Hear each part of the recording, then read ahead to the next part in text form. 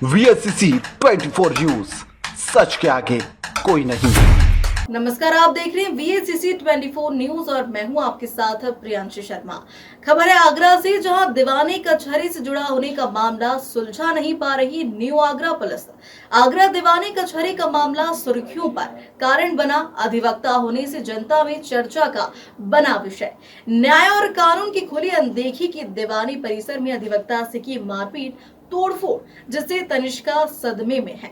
ऋषि राज शर्मा एवं सोनिया करदम एवं उनके सहयोगी के खिलाफ अधिकारी से अपील की गई है। पुलिस प्रशासन से लगाई न्याय की गुहार। आदि ने उन्हें घेर लिया और गाली गलौज करते हुए मारपीट की गई। पीड़ित का शोर सुनकर स्थानीय लोग मौके पर पहुंचे और उन्हें बचाया। पीड़ित ने घटना की जानकारी थाने में दी, लेकिन कोई कार्रवाई नहीं हुई। पीड़ित ने पुलिस आयुक्त से गुहार लगाई है कि आरोपियों के खिलाफ सख्त कानूनी कार्रवाई की जाए, ताकि भविष्य में इस तरह की घटनाएं न घटित हो।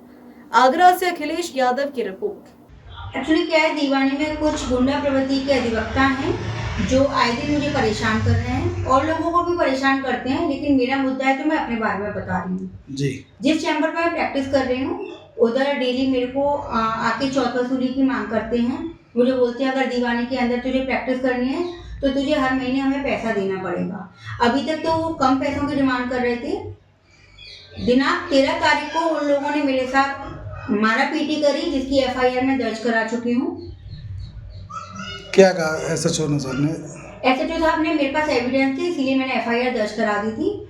उसके बाद एक्चुअली इन लोगों का पूरा समूह है, ऋषि का पूरा एक ग्रुप बना हुआ है। कितने लोग हैं ग्रुप में? कम से कम 15 से 20 लोग जो मैंने देखे हुए हैं, जिनमें से कुछ के नाम मैं जानती हूँ, जैसे कि शिवा, नौशाद, प्रतुल, अक्षय, सोनिया करदम जी। इन लोगों के साथ मिलके वो डंडा हॉकी से परेशान करते हैं लोगों को। अगर उनकी बात नहीं मानी जाती है तो इन चीज़ों का यूज़ करके वो मारा पीटी भी करते हैं, जिसकी वीडियो मेरे पास अवेलेबल है। वीडियो में उन लोगों ने इतनी सारी गालियां दी, मेरे साथ मारा पीटी करी। ये वीडियो है, मैं आपको प्रोवाइड करा दूंगी।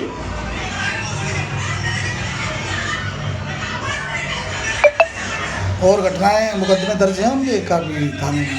उनके खिलाफ दीवानी से लगभग 6 से 7 मुकदमे तो मेरे पास हैं, जिसकी FIR दर्ज है। और सभी FIR में सिर्फ एक ही बात होती है, लाठी डंडों से मारा पीटी करी, जान से मारने की धमकी दी, मेरे पापा आजीवन कारावास में जेल में है, मैं भी तुम्हें जान से मार के जेल चला जाऊंगा। ऐसी बातें वो बोल के वो लोगों को परेशान करते हैं। हर FIR में सिर्फ यही जिक्र है। आप क्या चाहती हो? मैं उन लोगों ने मेरे को प्रेशर में लेने के लिए, चैम्बर से हटने के लिए या दीवानी में एंटर करने के लिए जो परेशानियां क्रिएट की थी, मैंने FIR दर्ज कराई थी। उस एवज में उन लोगों ने मुझे जाति सूचक शब्दों का मैंने प्रयोग किया, ये कहते हुए झूठी FIR दर्ज करा दी है। मैं न्याय चाहती हूँ, मैंने इस प्रकार का कोई भी जाति सूचक शब्द यूज़ नहीं किया। जिस लड़की सोनिया करदम ने, वो अधिवक्ता है, मेरे ऊपर FIR दर्ज कराई है, मैं उन्हें पहले जानती भी नहीं थी। बाय फेस जानती थी कि हाँ कोई अधिवक्ता है, उनका पूरा नाम या उनका नाम मैं नहीं जानती थी। उन्होंने मेरे को प्रेशर में लेने के लिए झूठी FIR दर्ज कराई है। डेली मेरा नाम ले लेके वो सोशल मीडिया पे वीडियोस अपलोड कर रहे हैं और मेरे को डिफेम कर रही हैं। 2 महीने से मेरा मानसिक शोषण कर रहे हैं ये लोग। मेरे को जान से मारने की धमकी दे रहे हैं। 10 लाख रुपए की डिमांड कर रहे हैं कि अगर 10 लाख रुपए मैं नहीं देती हूँ तो वो मुझे जेल भिजवाएंगे, झूठे SC/ST के मुकदमे में।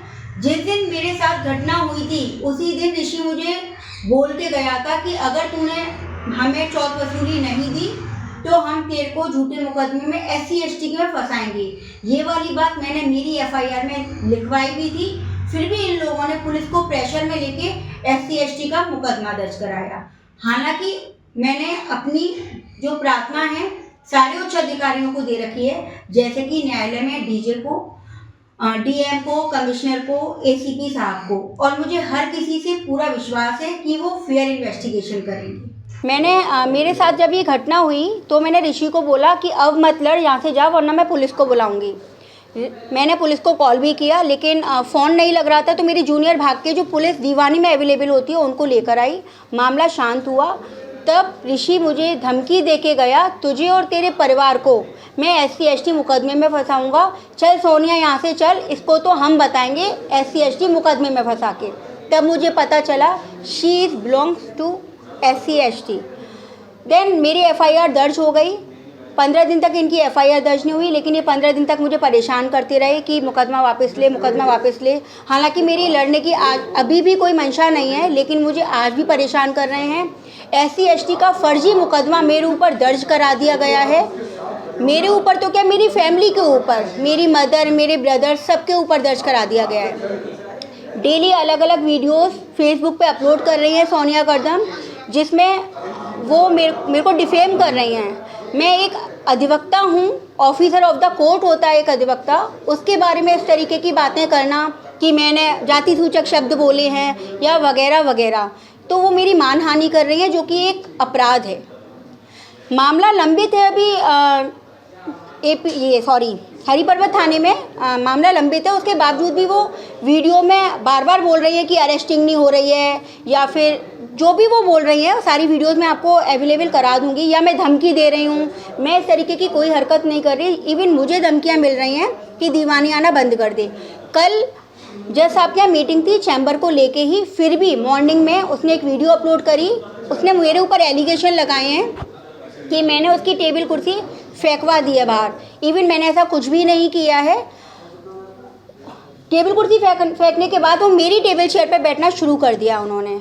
और मामला लंबित होने के बाद भी वो मेरे को, पुलिस प्रशासन पे पूरा भरोसा है कि वो फेयर इन्वेस्टिगेशन करेंगी, लेकिन वो फिर भी सोनिया मेरे को डिफेम कर रही हैं। मैं मानसिक तनाव में हूँ बहुत ज़्यादा, इसीलिए मुझे आज ना चाहते हुए भी प्रेस कॉन्फ्रेंसिंग करानी पड़ी है। बार काउंसलिंग के लिए भी की जाएगी, लेकिन मेरे क्लाइंट्स को भगाया जा रहा है, मेरे जूनियर्स को भगाया जा रहा है। मैं पहले अपना चैम्बर संभालूं या इनकी बार काउंसिल में शिकायत करूं। हालांकि मैंने डीजे कोर्ट में, कमिश्नर साहब के यहाँ, DM साहब के यहाँ सब जगह प्रार्थना पत्र दे रखा है, और मुझे पूरा भरोसा है हर उच्च अधिकारी से कि वो फेयर इन्वेस्टिगेशन करेंगे।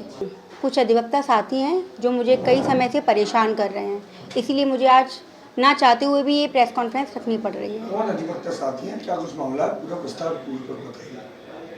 ऋषि राज चौहान व उसके कुछ साथी हैं, जैसे कि सोनिया कर्दम, शिवा, नौशाद, और भी प्रतुल, अक्षय, और भी लोग हैं जिनके नाम मुझे नहीं मालूम।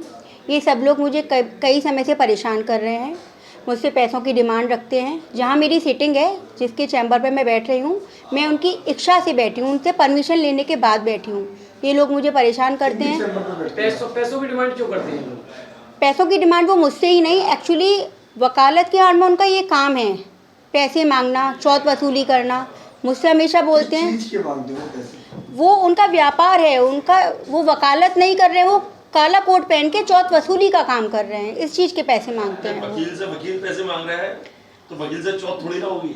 अब वो आधार पे तो किसी नाम से नहीं, उनका कहना मुझे नहीं मालूम। उनका कहना ये है कि अगर तेरे को दीवानी के अंदर एंटर करना है, वकालत करनी है, तो तू मुझे हर साल या तो 2.5 लाख रुपए देगी या हर महीने 20,000 रुपये देगी।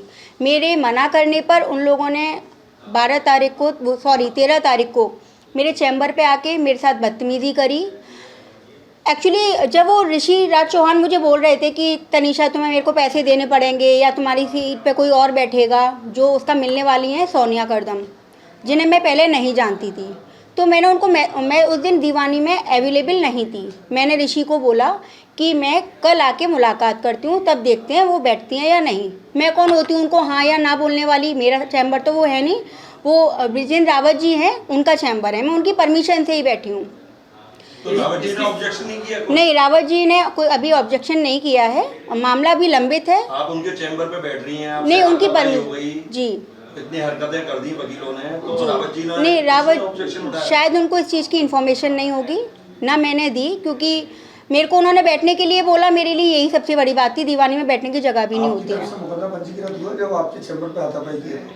जी, एक्चुअली क्या था, 13 तारीख को मेरी जूनियर नंदिनी का कॉल आया कि मैम ऋषि और उसके कुछ साथी डंडे हॉकी लेके चैम्बर पर आए हुए हैं। 11 बजे का टाइम था, तो मैं कोई लड़ने की मंशा में नहीं थी, इसीलिए मैं मेरी मदर को बोला कि मम्मी आप एक सीनियर फेस लगता है, एक बुजुर्ग हो, आपकी बात सुन के शायद लड़ाई शांत हो जाए, क्योंकि इन लोगों का व्यवहार मुझे मालूम है, दीवानी में यही काम करते हैं, जिसके बहुत सारी वीडियोस एविडेंस मेरे पास हैं।